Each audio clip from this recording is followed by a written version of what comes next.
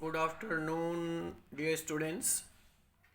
Students, in previous video we were discussing the topic that is the chapter that is the electrochemistry, and we have completed up to Nernst equation. So, students, today we discuss the topic that is the EMF and the Gibbs free energy. So, at first we want to know that what is the Gibbs free energy. So actually students, the work done by a reversible galvanic cell is equal to the decrease in its free energy. The work done by a reversible galvanic cell is equal to decrease in its free energy. Mathematically we write that delta Rg equal to minus NFE cell. You know that if the concentration of all reacting species is unity, then E cell equal to E naught cell. Then we write the standard form means, and we get delta R G naught equal to minus NF E naught cell. Okay. From delta R G naught we can calculate the equilibrium constant of a reaction. Delta R G naught equal to minus RT integration Kc. You know that if we want to convert integration in the logarithm form, then we multiply 2.303. So then the equation that is R delta R G naught equal to minus 2.303 RT log Kc. Okay. Now we discuss the next topic, that is concentration cell.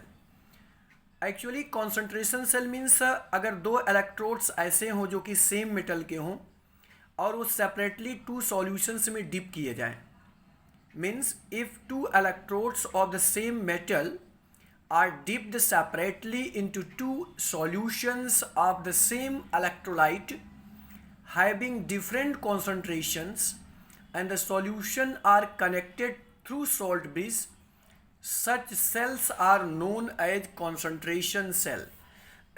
यानी अगर same electrolytes के दो solutions हों, उनमें same metal के two roads dip किए जाएं और इनको हम सॉल्ट ब्रिज से कनेक्ट करें, तो जो ये अरेंजमेंट होगा या जो सेल होगी, that is known as the concentration cell. Okay. Now we discuss the example of this. In these cells, oxidation takes place on electrode with lower concentration. यानी ऑक्सीडेशन इसमें उस पर होता है जिसका कॉन्सेंट्रेशन क्या होता है, lower C1, while reduction takes place on the electrode with higher concentration, that is C2. आपको एग्जाम्पल दिया है नीचे.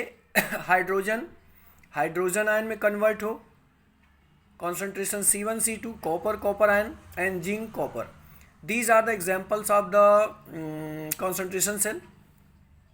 Okay. And the formula of the concentration cell, that is the E cell equal to 0.0591 by N log 10 C2 by C1, where C2 is greater than C1. Okay. Now we solve the one question related to this. Write the Nernst equation and the EMF of the following cell at 298 Kelvin. Here the some informations are given. With the help of this information, at first we write the cell reaction. SAN converted to SAN2 positive. So SAN converted to SAN2 positive, and hydrogen convert to hydrogen gas. So hydrogen convert to hydrogen gas. Here the hydrogen 2. So we write here the 2. Okay. You know that here the 2 electrons lose or gain, so the value of N is 2. At first we calculate the E naught cell. How we calculate? E naught cathode minus E naught anode. Cathode पर always students क्या होता है, reduction. तो reduction किसका हो रहा है, देखिए H का H2 में क्या हो रहा है, रिडक्शन हो रहा है, और इसका इलेक्ट्रोड पोटेंशियल ऑलवेज जीरो होता है हाइड्रोजन का. ठीक. और ऑक्सीडेशन SAN का SAN2 में ऑक्सीडेशन हो रहा है. ऑक्सीडेशन हमेशा किस पर होता है, एनोड पर. इसका पोटेंशियल आपको क्वेश्चन में गिवन है. इसको सॉल्व करेंगे तो आपका प्लस 0.14 वोल्ट आ गया. अब स्टूडेंट्स हम नर्स इक्वेशन यूज़ करते हैं. तो नर्स इक्वेशन आपको बताया गया है कि E cell equal to E not cell minus 0.0591 divided by 2 log. हमेशा molar concentration of product ion divided by molar concentration of reactant ion, और जो वैल्यू इसके पहले होती है वो कहाँ चढ़ जाती है, पावर पर। ठीक, अब हम जो वैल्यूज़ गिवन हैं उस वैल्यूज़ को स्टूडेंट्स हम इस इक्वेशन में पुटअप करते हैं। तो ई सेल इक्वल टू हो जाएगा 0.14 और एन की वैल्यू आपने 2 फाइंड किया। मोलर कंसंट्रेशन एस एन आपको क्वेश्चन में गिवन था, मोलर कंसंट्रेशन हाइड्रोजन गिवन था। आप इसका स्क्वायर करेंगे, इसको पावर के रूप में स्क्वायर करेंगे तो ये 0.02 को अगर हम पावर के रूप में लिखेंगे तो 2 × 10⁻² स्क्वायर होगा। अगर इसको हम पावर के रूप में लिखेंगे तो 5 × 10⁻² होगा। ठीक, अगर इसको हम ऊपर ले जाएंगे तो -4 जाने पर +4 में से 2 सब्सट्रैक्ट होगा, 2 आ गया। ठीक है, अब log m/n और log m × n, तो log m × n equal to log m + n और ये माइनस हो जाएगा। ठीक, इसकी वैल्यूज़ हम पुटअप कर लेंगे। log 5 की वैल्यू कितनी होती है, 0.6990 और log 4 की वैल्यू 0.6020। ठीक, we solve this and find the answer. Okay, so all of you see this how we solve this equation, and after finally we find the answer, that is 0.078 volt. Okay, this is the next question. In this question also given the some information. With the help of this equation, this information, we can write the equation, means a cell reaction, Fe convert to Fe2 positive, so Fe convert to Fe2 positive, and hydrogen ion convert hydrogen gas. At first similarly we find the E naught cell, E cathode minus E anode, value आपको given है। Nernst equation आप put करेंगे और with the help of Nernst equation we can calculate to find the E cell, and here is the E cell because all things is given the question. Okay, so with the help of these two question you also solve the third question which is given below, that the right Nernst equation bromine. ठीक है, all of you solve this question. If you have the problem then I will discuss in next video. Okay, this is the students next question in which also given all the conditions. We want to find the Gibbs free energy and equilibrium constant of the cell. So you know that at first we write the oxidation reduction separate reaction, +3 से +2 हो रहा है, इसका मतलब reduction हो रहा है, और ये -1 से 0 हो रहा है, इसका मतलब क्या होगा, ऑक्सीडेशन। तो हम ऑक्सीडेशन रिडक्शन सेपरेट राइट कर लेंगे। इसके बिहाफ पे हम n की वैल्यू फाइंड कर लिए। अभी आपको एक क्वेश्चन बताया गया था कि डेल्टा आर जी नॉट यानी Gibbs free energy equal to होता है -NF E not cell. n की वैल्यू आपने ऊपर फाइंड कर लिया, f की वैल्यू F मानी फैराड कांस्टेंट, इसकी वैल्यू 96500 है, और E नॉट सेल की वैल्यू क्वेश्चन में गिवन है 0.236। आप मल्टीप्लाई करेंगे, ये वैल्यू आएगा 45548। ये आंसर आपका आएगा जूल मोल इन्वर्स में, और अगर इसको किलो जूल में कन्वर्ट करेंगे तो आप 1000 से डिवाइड कर देंगे तो आ जाएगा 45.55 किलो जूल मोल इन्वर्स। अब स्टूडेंट्स अगर हमें इक्विलिब्रियम कांस्टेंट फाइंड करना है तो नेक्स्ट फार्मूला यूज़ करेंगे, delta R G not equal to -2.303 RT log 10 Kc। इसकी वैल्यू आपने यहाँ से फाइंड किया है, लेकिन हमेशा आप यहाँ वैल्यू रखेंगे जूल मोल इन्वर्स की वैल्यू पुटअप करेंगे। ये आप ऐसे पुटअप, आर की वैल्यू 8.314 एंड टी की value 298 given the question into log Kc। अगर हमें log Kc की वैल्यू फाइंड करना है तो इधर मल्टीप्लाई इधर जाने पे डिवाइड हो गया। स्टूडेंट्स हमने सॉल्व किया तो log 10 Kc की वैल्यू आ गई 7.9826। अब स्टूडेंट्स होता क्या है कि ये जो 7 वैल्यू है ये पावर पे चली जाती है। इसका अगर हम नियरेस्ट वैल्यू पहले ले लें अगर, तो ये 5 या 5 से मोर है, इसमें एक ऐड करेंगे तो यहाँ कितना हो जाएगा, 3 हो जाएगा। ठीक, अब स्टूडेंट्स log Kc की वैल्यू आई, तो अगर हमें Kc की वैल्यू फाइंड करनी होती है तो log उधर से आएगा, एंटी लॉग हो जाएगा, तो एंटी लॉग 7.983। अब जो डेसिमल के पहले वैल्यू है वो कहाँ चली जाएगी, पावर के फॉर्म में। तो डेसिमल के पहले 7 है इसलिए 10⁻7 कर लिया गया। अब एंटी लॉग टेबल में, आपके बुक के पीछे एंटी लॉग टेबल दिया है, उस एंटी लॉग टेबल में 0.98 का 3 के नीचे देखेंगे 0.98 का 3 के नीचे अगर देखेंगे तो वैल्यू आएगी 9616 और 1 प्लेस पे आप डेसिमल लगा देंगे। ठीक, तो सिमिलरली स्टूडेंट्स इस तरह का क्वेश्चन आपको नीचे दिया गया है, इसमें भी पहले सेल रिएक्शन आप राइट करके n की वैल्यू फाइंड करेंगे, इसके बाद डेल्टा आर जी नॉट की वैल्यू फाइंड करेंगे, और फिर सिमिलरली जैसे बताया गया सिमिलरली ये क्वेश्चन सॉल्व करते हुए आप केसी की वैल्यू फाइंड करेंगे। तो केसी की वैल्यू आपको हमने बताया कि जो डेसिमल के पहले वैल्यू होती है कहाँ चली जाएगी, पावर पर। अब 0.50 का 1 के नीचे आप देखेंगे और मीन डिफरेंस 4 के नीचे देखने के बाद 1 प्लेस पे डेसिमल लगा देंगे, दैट इज द 3.192। ओके, तो this is the also the value of KC. Below of this question it is also given a one question that is related to the iron and silver, and electrode potential is also given. So all of you read this question and try to solve. Here the given the solution of this question is also, at first you will write the reactions, then we find E naught cell. हमेशा students याद रखिएगा E naught cell find करने के लिए cathode में से anode को subtract करते हैं, और हमेशा ये रिमेंबर करिएगा कि कैथोड पर क्या होता है रिडक्शन और एनोड पर क्या होता है ऑक्सीडेशन। तो ऑक्सीडेशन देखिए जैसे यहाँ Ag से Ag हो रहा है, इसका मतलब इसका चार्ज डिक्रीज हो रहा है, इसका मतलब रिडक्शन हो रहा है, और Fe2 पॉजिटिव से Fe3 हो रहा है, इसका मतलब ऑक्सीडेशन हो रहा है। तो ऑक्सीडेशन का हमेशा किस पे लिखेंगे, एनोड वाले में, और रिडक्शन का हम किस पर लिखेंगे, इस पर। तो ये वैल्यू आपको गिवन है, सॉल्व कर लेंगे। फिर इस फार्मूला का यूज़ करके आप delta R G not find करेंगे, और नेक्स्ट फार्मूला में आर डेल्टा जी नॉट की वैल्यू यहाँ से पुटअप कर देंगे, तो स्टूडेंट्स आपकी केसी की वैल्यू आ जाएगी। Okay, now here the next question.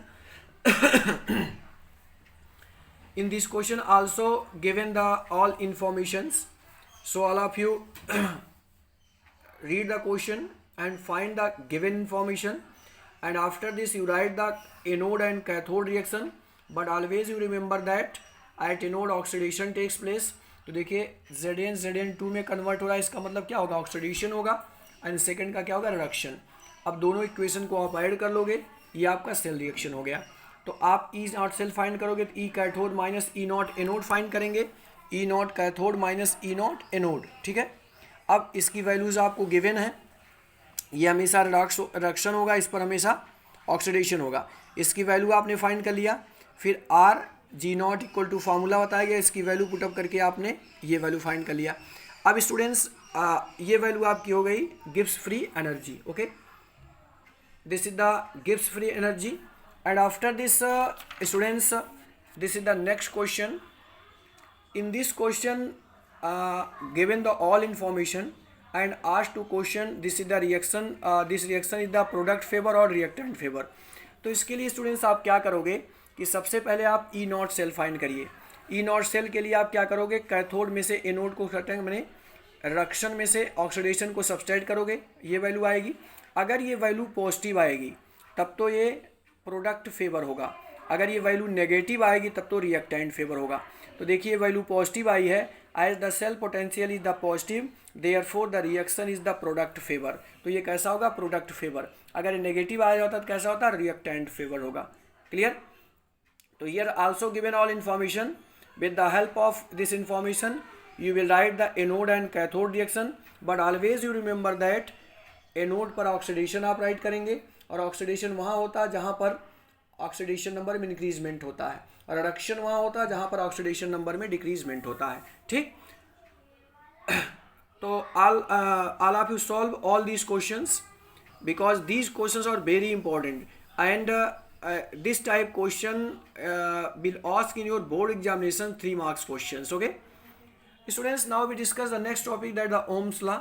In the physics you have discussed all these topics. Ohm's law, Ohm's law में आप जानते होंगे कि it states that the potential difference across the conductor is directly proportional to the current flow इसमें जो flowing through it, mathematically V equal to V proportional I हो जाएगा, और प्रोपोर्शनल को हटाएंगे तो कांस्टेंट R लगाएंगे तो V equal to I into R होता है।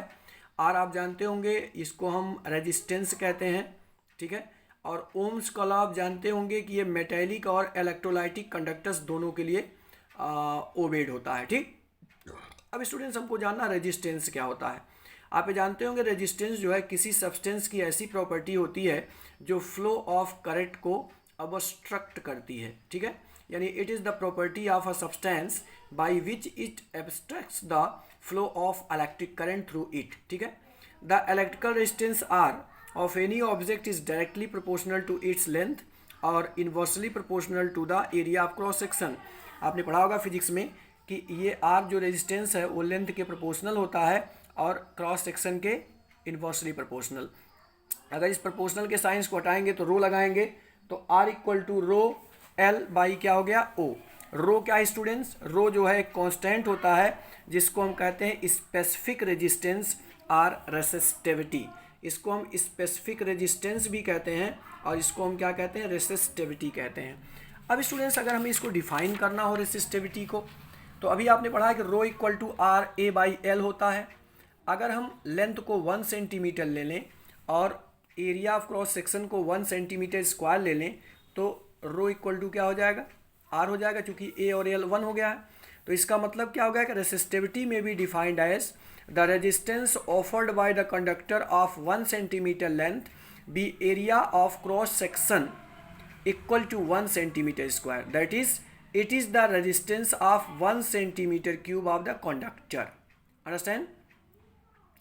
अब अगर इसके यूनिट फाइंड करनी हो रो की, तो rho equal to R A by L है। आर की यूनिट आप जानते होंगे ओम होती है, area centimetre square and length की metre, sorry centimetre centimetre centimetre से डिवाइड हो जाएगा तो एक बचेगा ओम सेंटीमीटर। अगर इसकी एसआई यूनिट फाइंड करेंगे तो ओम मीटर हो जाएगी, ठीक। अब स्टूडेंट्स हम डिस्कस करेंगे कंडक्टेंस। कंडक्टेंस क्या होता है? रेजिस्टेंस का रेसिप्रोकल होता है।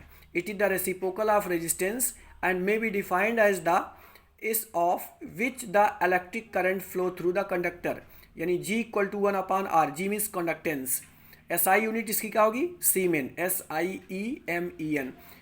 1 अपॉन आर, 1 अपॉन आर का मतलब क्या हो गया? ओम, तो ओम इनवर्स। ओम इनवर्स को हम मो कह सकते हैं और मो को ही हम क्या कहते हैं? सीमेन कहते हैं। यानी 1 सीमेन इक्वल टू ओम इनवर्स या मो। सीमेन को हम कैपिटल एस से रिप्रेजेंट करते हैं, ठीक है students? Okay, now next topic that is the conductivity. Conductivity students it is denoted by the kappa. ये किससे डिनोट किया थी? कप्पा से। It is the reciprocal of the resistivity, यानी kappa equal to 1 upon rho, और rho equal to आपने अभी पढ़ा आर ए बाई एल, तो एल कहाँ जाएगा? ऊपर, यानी एल अपॉन आर ए हो जाएगा। और 1 upon R into L A लिख सकते हैं, 1 अपॉन आर को आप जी लिख सकते हैं, जी इंटू एल ए। अगर हम एल की वैल्यू 1 ले लें, ए की वैल्यू 1 सेंटीमीटर स्क्वायर ले लें, तो देन कप्पा इक्वल टू क्या हो जाएगा स्टूडेंट्स? जी हो जाएगा। तो अगर कप्पा इक्वल टू जी है तो हम इसको डिफाइन क्या करेंगे कि the conductivity of an electrolyte solution में be defined as the conductance of the solution of 1 centimetre length with the area of cross section equal to the 1 centimetre square. अगर इसको सिंपल हम अल्टरनेटिव शॉर्ट में define करना चाहते हैं तो हम लिख सकते हैं कि it may be defined as the conductance of 1 centimetre cube of solution of an electrolyte. अब स्टूडेंट्स अगर हम कप्पा की यूनिट फाइंड करना चाहते हैं तो kappa equal to 1 upon rho, और 1 अपॉन रो की यूनिट क्या होती है? Ohm centimetre. तो ये ऊपर जाएगा तो हो जाएगा ओम इनवर्स सेंटीमीटर इनवर्स, और ओम इनवर्स को हम क्या कहते हैं? सीमेन। तो सीमेन सेंटीमीटर इनवर्स। और एसआई यूनिट स्टूडेंट्स क्या हो जाएगी? Siemen metre inverse. Okay, so this is the unit of kappa means conductivity. Okay students, now we discuss the molar conductivity. It is denoted by the lambda, not lambda, lambda. It may be defined as the conducting power of all the ions produced by dissolving 1 gram mole of an electrolyte placed between the 2 electrodes and 1 centimeter apart. यानी 2 electrode अगर एक दूसरे से 1 centimetre के distance पे रखे गए हैं और इसमें किसी भी सब्सटेंस के 1 मोल ग्राम अगर डिसॉल्व किए जाते हैं तो जो आयन प्रोड्यूस होते हैं उसी को हम क्या कहते हैं? मोलर कंडक्टिविटी कहते हैं। It may be defined as the conducting power of all the ions produced by dissolving 1 gram mole of an electrolytes placed between the 2 electrodes at 1 centimeter apart. Mathematically it be written as the lambda equal to kappa into V. तो lambda equal to kappa into 1000 by C. C क्या है? Molarity है। Kappa क्या है? What the kappa students? Kappa is the, यानी आप you tell me This is the kappa. What the kappa? That kappa is the conductivity, okay, and the C is the molarity, okay. If we want to write the unit of lambda, then kappa, that is the Siemens centimeter inverse, and this is the mole centimeter -3. अगर ये move करेगा तो जाएगा सीमेन centimetre square mole inverse, या सीमेन को हम लिख सकते हैं ohm inverse centimetre square mole inverse. So this is the molar conductivity. Molar conductivity, the most important topic, okay. And students, now we discuss the variation of conductivity and molar conductivity with concentration. Actually, conductivity always decreases with increase in the concentration both of weak and strong electrolytes, okay. This is because the number of ions per unit volume that carry the current in a solution decreases on dilution. The conductivity of a solution at a given concentration is the conductance of 1 unit volume of solution kept between two platinum electrodes with unit area of cross section and at a distance of unit length, okay. Dilution means mixing of solvent in the substance, okay. This is clearly be written that Z equal to kappa A by L, and you know that this is the also the kappa if A and L is the 1, okay. If we want to draw the graph between the lambda and the C half, then we obtain the graph like this. This is the graph, this is the lambda Siemens centimeter square mole inverse, this is the unit of this, and here the C half mole per liter half, this is the 0.2, 0.4, 200, 400, and this is the graph for KCl. So generally this is the variation of conductivity of molar conductance and the all things, okay. Now students, this is the also topic. The next topic that is the limiting molar conductivity. अगर concentration zero approach की तरफ जाए तो जो molar conductivity होती है उसी को हम क्या कहते हैं, लिमिटिंग मोलर कंडक्टिविटी. यानी when the concentration approaches zero, the molar conductivity is known as the limiting molar conductivity. और लिमिटिंग मोलर कंडक्टिविटी को हम डिनोट करते हैं lambda not. Lambda not, lambda not equal to lambda when concentration approaches zero, यानी C approaches किधर हो, zero. Formula आपने अभी पढ़ा है कि conductivity kappa equal to 1/r into cell constant होता है, और molar conductivity lambda equal to होता है kappa into 1000 divided by C, okay. तो this is the molar conductivity and the limiting molar conductivity, okay. Students, here the given the some numerical problems.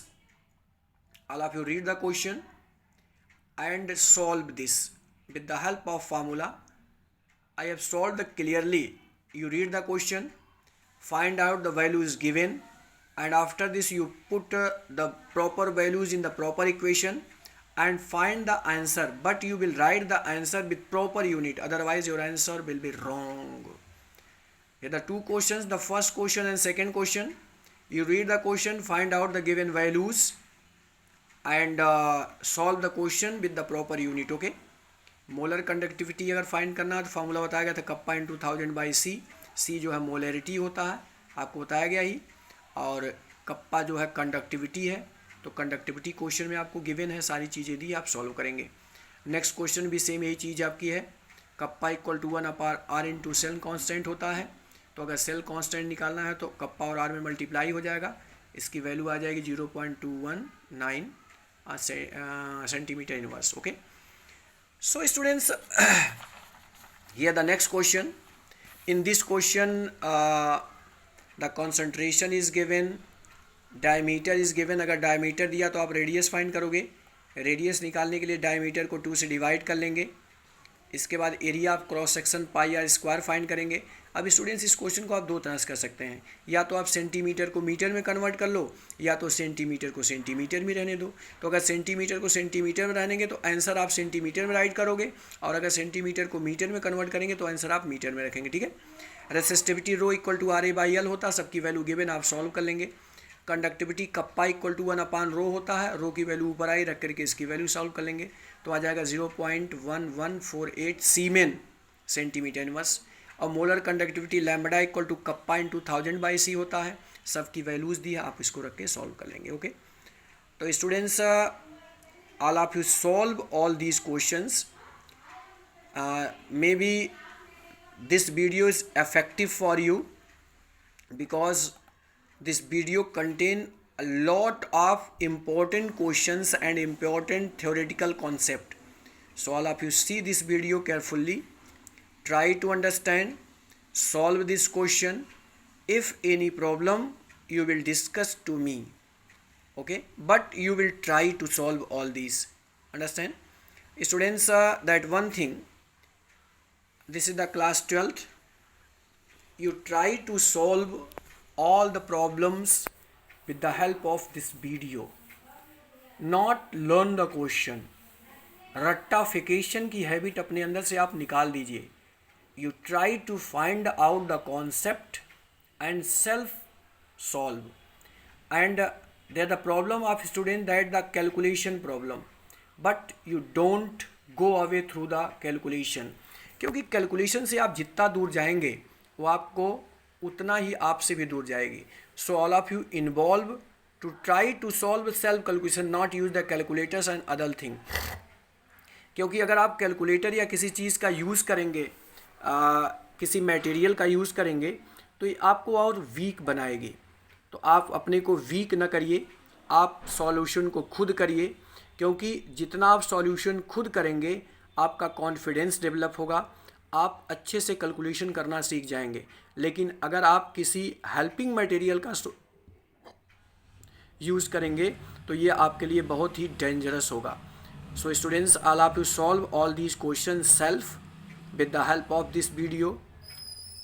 If you solve all these video, then from book exercise you take the another question and try to solve all these questions related to like this type question. Okay, but all of you see this video carefully. Carefully means you read all at first, see, then make the notes and read or revise all these topics carefully. Because if you will not revise the all topics, then you will not understand all thing properly. And if you not understand all thing properly, then you will give not proper answer. So all of you take care. आप किसी topic को समझने की कोशिश करिए, रटने की कोशिश न करिए. क्योंकि क्लास 10 तक, क्लास 9 तक आप रट के पास हो सकते हो, बट 12th में स्टूडेंट्स कभी भी आप रट के पास नहीं होंगे. इसलिए आप समझने की कोशिश करिए. क्वेश्चन में क्या कॉन्सेप्ट है, कॉन्सेप्ट को समझने की कोशिश करिए. That is enough for you. If you understand one logic, then you solve a many question self. अगर एक टॉपिक आप समझ गए तो आप बहुत सारे क्वेश्चन सेल्फ कर ले जाओगे. तो you create a positive thinking, you understand self. आप अपने को समझो, आप सब कुछ कर सकते हो. बट अगर आप ये समझ लोगे कि हम कुछ नहीं कर सकते हैं तो दुनिया में कभी कुछ नहीं कर सकते हो. तो आप अपने को समझो कि हम सब कुछ कर सकते हैं, then you solve everything properly. So all of you take care students. Good bye, good afternoon again.